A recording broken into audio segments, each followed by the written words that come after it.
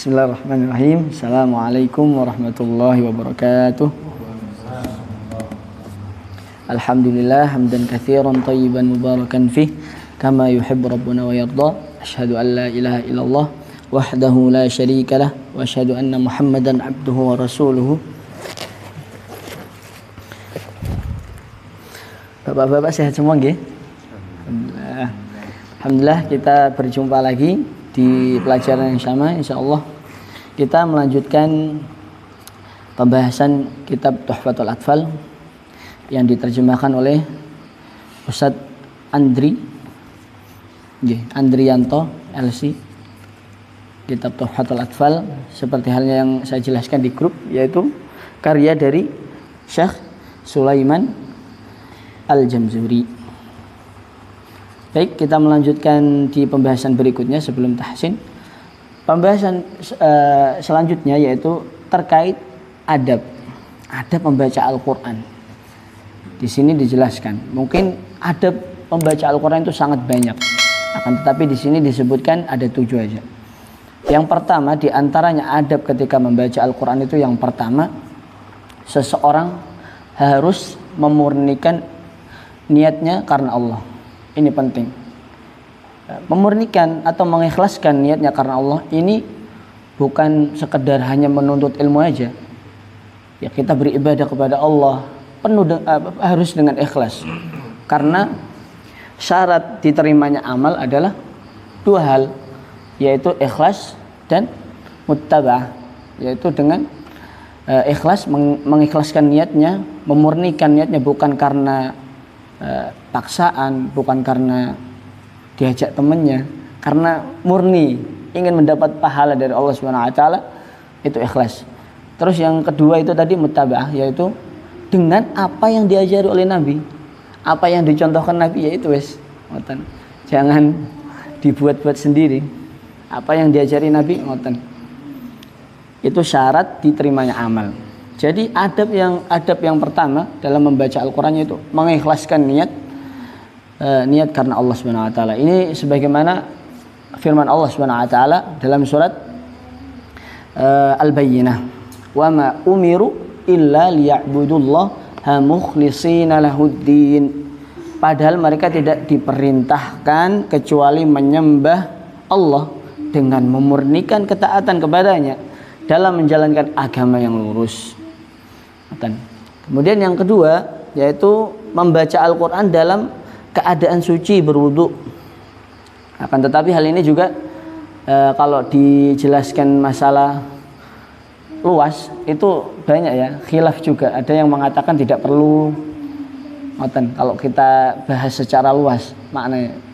Ada yang mengatakan tidak perlu berwudu, akan tetapi mungkin yang lebih berhati-hati berwudu ketika hendak membaca Al-Quran.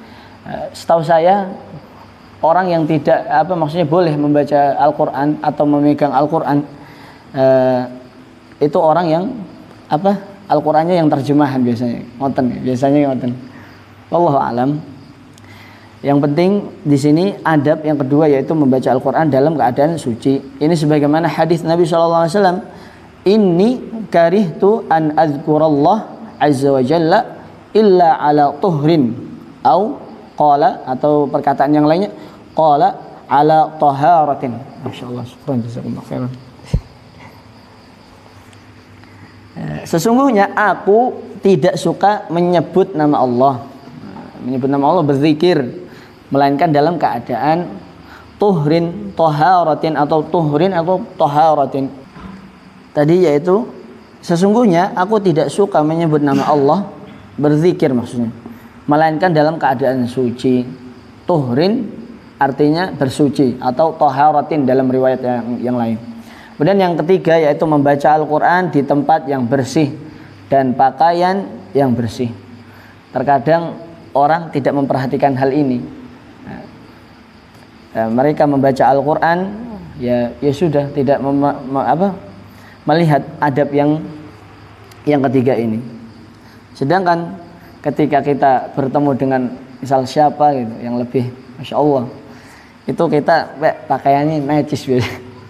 Masya Allah pakaiannya.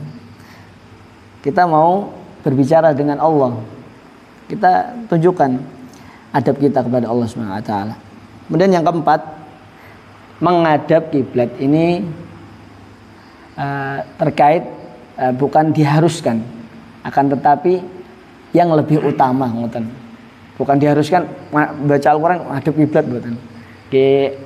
Yang lebih utama menghadap kiblat. Terserah misal baca Al-Qur'an ngadep samping, kiri, kanan mboten masalah. Akan tetapi yang lebih utama di sini menghadap kiblat. Kemudian yang kelima, membaca isti'adzah. Isti'adzah di sini yaitu a'udzu.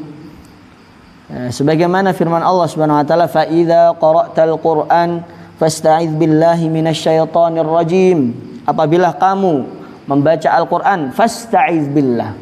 Mintalah pertolongan kepada Allah dari godaan syaitan yang terkutuk. Nanti terkait al-isti'adzah ini membaca a'udzu nanti khilaf di kalangan para ulama. Ada yang mengatakan ketika membaca Al-Qur'an itu harus membaca isti'adzah. Ada yang mengatakan nanti tidak harus membaca isti'adzah. Begitupun Al-Fatihah nanti. Apa? Bismillah. Insyaallah. Insyaallah di pertemuan berikutnya.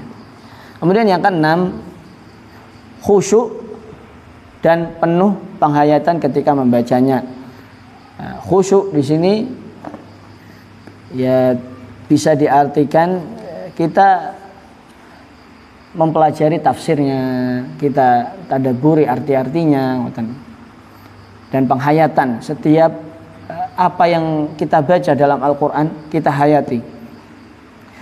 Sebagaimana firman Allah Subhanahu wa taala, hal ini disebutkan dalam firman Allah Subhanahu wa taala, "Kitabun anzalnahu ilaika mubarakun liyadabbaru ayatihi liyatadzakkara ulul albab." Ini adalah sebuah kitab yang kami turunkan kepadamu penuh dengan berkah supaya mereka memperhatikan ayat-ayatnya dan supaya mendapat pelajaran orang-orang yang berfikir, bagi orang-orang yang berfikir maksudnya gitu. Kemudian yang ketujuh, memperindah suara ketika membacanya. Nah, di sini ini disebutkan oleh hadis Nabi sallallahu alaihi wasallam dari Anil Barra ibn Azib, dia berkata Rasulullah sallallahu alaihi wasallam bersabda, "Zayyinul Qur'an bi aswatikum." Perindahlah atau hiasilah Al-Qur'an bi aswatikum, dengan suara kalian. Nah, di sini khilaf juga di antara para ulama. Ada yang mengatakan bi aswatikum ini dengan suaranya, maksudnya suaranya diindahkan, suaranya dibaguskan. Akan tetapi tetap dengan koridor tajwid, bukan tajwid diatur dengan nada. Kebanyakan orang-orang sekarang gitu. Suaranya pokok suaranya enak dirungokno, ngoten. Mbuh tajwidnya ngoten. Tapi nada atau irama yang mengikuti tajwidnya, ngoten. Ada yang mengatakan maksud di sini yaitu hiasilah itu maksudnya bukan suaranya yang diperindah, tapi yaitu bacaan tajwidnya, belajar tajwid. Dipelajari ilmu-ilmu tajwid. Itu dari adab-adab membaca Al-Quran dari kitab ini, yaitu yang pertama tadi mengikhlaskan niat, penting.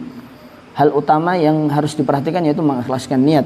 Kemudian membaca Al-Quran dalam keadaan suci, berwudu. Ketiga, membaca Al-Quran di tempat yang bersih dan pakaian yang bersih. Kemudian 4, menghadap kiblat. Kelima, membaca isti'adzah. Keenam, khusyuk dan penuh penghayatan ketika membacanya. 7, memperindah suara ketika membacanya. Itu sebagian adab-adab dalam membaca Al-Quran.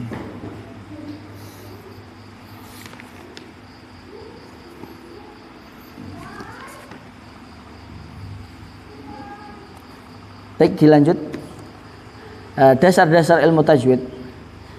Definisi ilmu tajwid. Tajwid itu menurut bahasa adalah tahsin. Tahsin itu artinya memperbaiki atau memperindah bacaan. Sedangkan menurut istilah adalah ilmu yang mempelajari cara membaca Al-Quran dengan baik dan benar, serta memberikan hak dan mustahak masing-masing huruf dari sifatnya. Nanti terkait hak dan mustahak itu kita pelajari. Hak, nah di sini hak dibahas. Hak huruf adalah sifat asli. Hak itu huruf adalah sifat asli dari huruf tersebut yang menyertai huruf tersebut.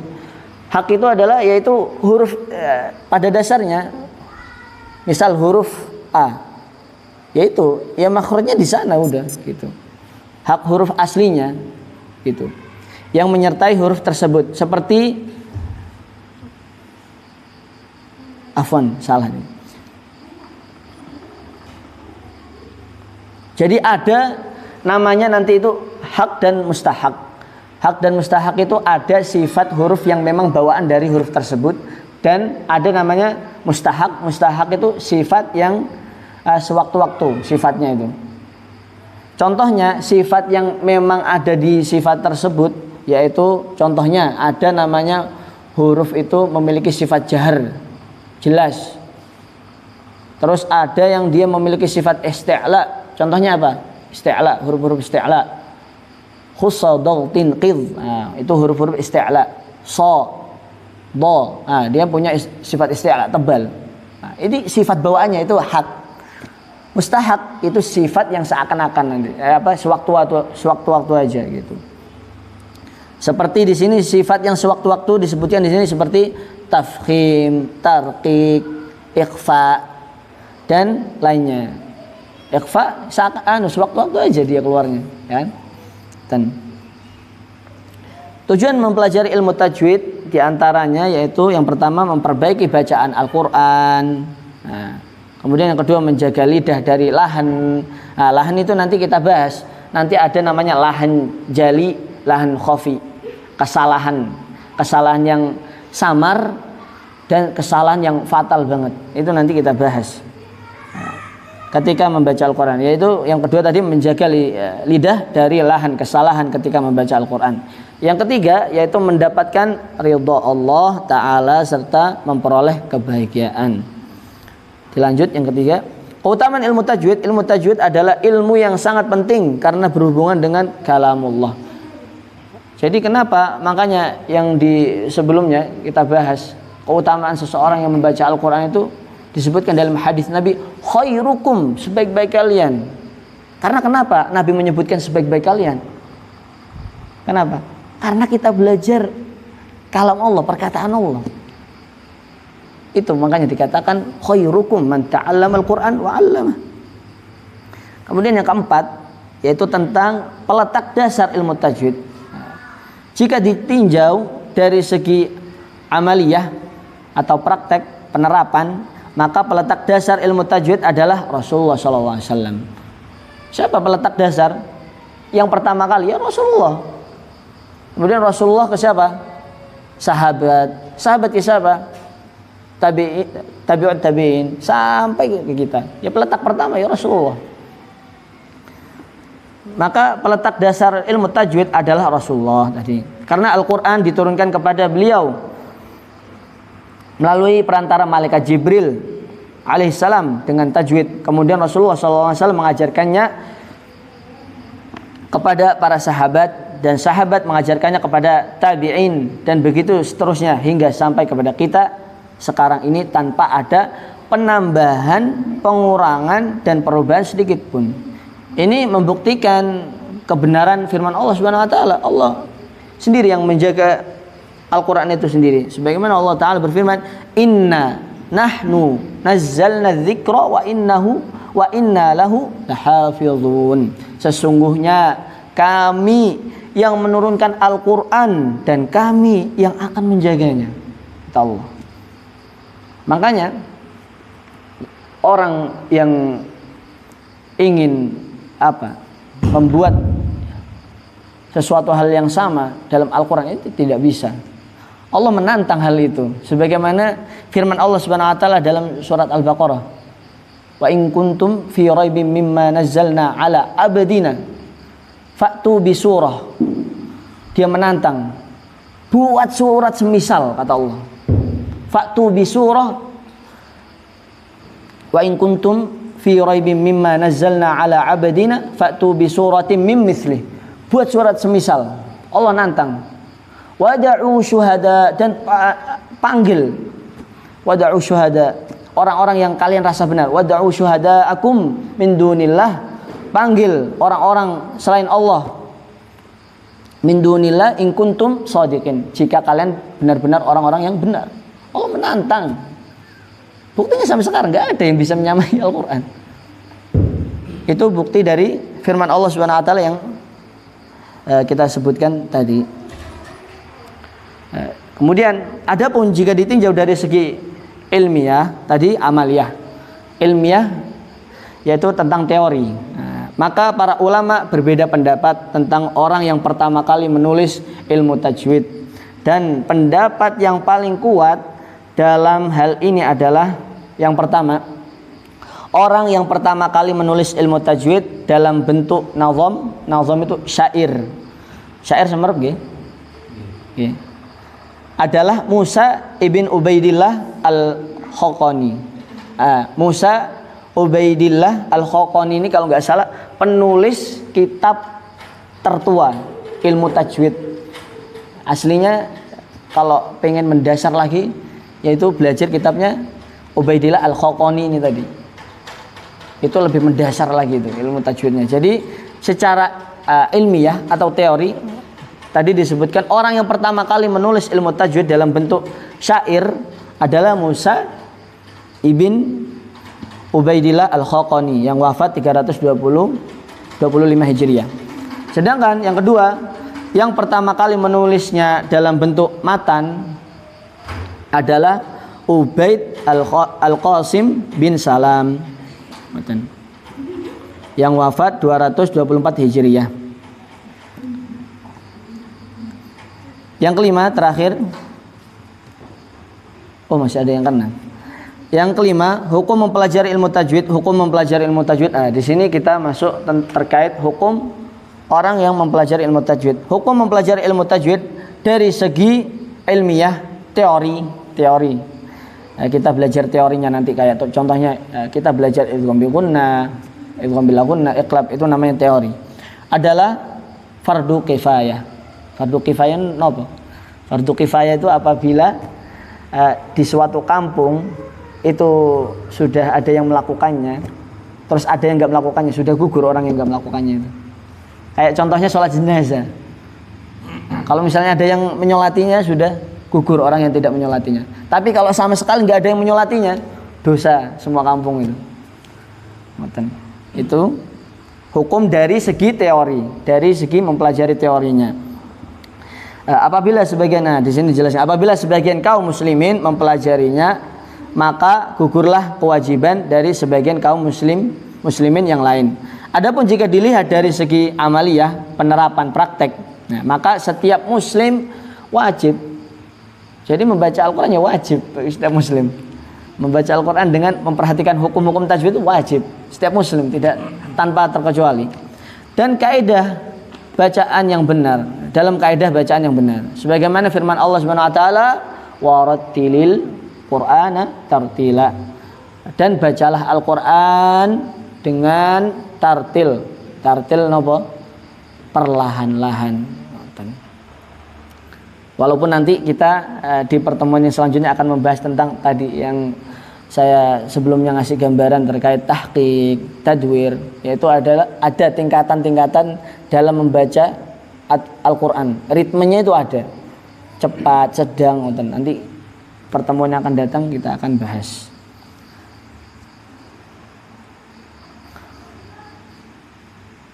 Kemudian yang keenam, cakupan pembahasan ilmu tajwid. Di antara cakupan pembahasan ilmu tajwid adalah hukum nun sukun dan tanwin, hukum mim sukun, makharijul huruf, sifat huruf, mad, tafkhim, tarqiq, dan lainnya dan sebagainya. Nanti yang akan kita bahas yaitu terkait teori-teori dalam ilmu tajwid dan praktek insyaallah. Baik. Monggo dimulai tahsin. Kalau saya pribadi pengennya dari surat Al-Baqarah. Mboten napa-napa. Kalau misalnya dari Al-An'am juz 30 nggih mboten napa-napa. Pripun? Juz 30. Kalau saya itu makanya pengen juz nopo? Al-Baqarah kan lebih enak sudah, maksudnya dari Al-Fatihah terus. Tapi saya mikirnya juga kalau misal dimulai dari Al-Baqarah kan biasanya panjang-panjang. Iya. Susah nanti berhenti-berhenti. Nggih mboten napa juz 30 nggih. Dari An-Naba dulu enggak apa-apa. Mboten napa-napa. Kalau saya dipakai buat imami. Buat imami. Nggih. Mboten napa-napa murojaah. Nggih. Apa surate bacanya kadang-kadang kan gini loh, kepatuh model bacaan. Kan kepatuh nada yeah. Ini akhirnya panjang pendeknya ya ikut kepatuhannya itu karena terbiasa itu. Makanya aslinya Pak tergantung kayak kita itu kebiasaannya lihat murotalnya syah apa gitu. Iya. Ada yang apa ya? Ada yang mengatakan itu maksudnya kalau kita kebiasaannya lihat syah-syah yang dia bacaannya tartil ya kita otomatis bacanya mengikuti. Kalau fokusnya ke nada gitu mengikuti ke nada. Menurut jenengan itu kan ada ya orang yang suka ikut syekh model bacaannya atau yang model lagunya pakai nada milik sendiri, cuma fokus di makhrajnya. Kan ada. Kalau saya memang modelnya itu nada saya sendiri, nggak mau ikut nada yang di syekh itu. Jadi saya fokus belajar di makhrajnya. Iya. Yang jadi pertanyaan pripun lebih jenengan tuh enak nada ikut syekh atau nada milik sendiri? Kalau menurut saya pribadi itu tergantung. Kalau misalnya orang itu mampu, maksudnya artian mampu gini, maksudnya ketika dia mengikuti suatu syekh itu nggak merasa berat dan akhirnya bacaannya nggak kacau, ya nggak apa-apa nggak masalah. Tapi karena misal gara-gara ngikuti syekh itu akhirnya tambah dia nggak fokus ke bacaannya, maksudnya nggak fokus ke tajwidnya, karena fokus ke nadanya syekhnya pengen mirip, nah itu yang jadi masalah. Kan pernah ada salah satu teman itu pada saat gak kuat nafas, dia bilangnya kalau ini saya berhenti hafalannya lupa. Gara-gara kan kata Allah ikut syekh, mungkin nadanya panjang atau tinggi, gak kuat nafas kan berhenti. Kan harusnya kan gak boleh diwakofkan, harus diwasolkan kan. Kalau mau masol kan malah lupa, karena nadanya modelnya sudah model A. Pada saat gak kuat nafas dipaksa dinutut-nututkan. Saya ngasih perumpamaan. Kalau misalnya sesuatu hal yang darurat kan dibuat nopo-nopo. Memang pada asalnya ibaratnya hukumnya ngeten. Pada asalnya hukumnya ngeten. Tapi ketika darurat boleh kita misal napasnya dipotong terus lanjut lagi. Biasanya keadaan wa ma umiru illa liya'budun apa? Ketika memang napasnya itu sudah enggak mampu. Kecuali memang dibuat-buat ini yang masalah. Makanya nanti ada pembahasan nanti kesalahan yang fatal dan kesalahan yang samar. Yang samar ini hanya orang-orang yang maksudnya yang paham aja ilmu tajwid, yang mengetahui kesalahan orang tersebut. Ada yang ngoten. Kalau kesalahan fatal itu kesalahannya sampai orang awam pun bisa menilai. Berarti itu sangat fatal banget ngoten. Makanya kalau saran saya pribadi itu mending pakai nada sendiri. Karena kita sudah tahu karakter kita sendiri. Kalau syah kan biasanya kita kebanyakan tuh memaksakan, guys. Memaksakan pengen mirip, rata-rata nggih fokus ke nadanya akhirnya nanti. Kalau kita ke syah itu lihatnya ke bacaannya Masya Allah, ya sudah tidak masalah gitu. Makanya tadi saya katakan kembali ke orangnya sendiri. Kalau misalnya dirasa dia mampu, kan ada yang kadang menirukan nadanya ini wah mirip dan bacanya bagus banget, tidak masalah. Nggih, asal mampu.